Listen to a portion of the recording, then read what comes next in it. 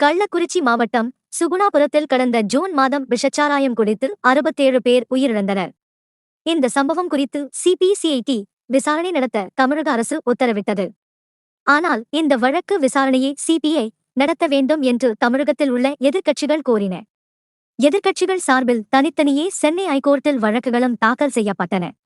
எதிர்க்கட்சிகள் தொடுத்த வழக்குகளில் இன்று நீதிபதிகள் தங்கள் தீர்ப்பை அறிவித்தனர். விசாரணை நடத்திய நீதிபதிகள் இந்த வழக்கு சிபிஐ விசாரணைக்கு உகந்த வழக்கு என்ற அடிப்படையில் அதற்கான விசாரணைக்கு உத்தரவிட்டுள்ளனர். கள்ளச்சாராய வழக்கை சிபிஐக்கு மாற்றி அவர்கள் உத்தரவிட்டனர். போலீசாருக்கு தெரியாமல் இந்த சம்பவம் நடந்திருக்க வாய்ப்பில்லை.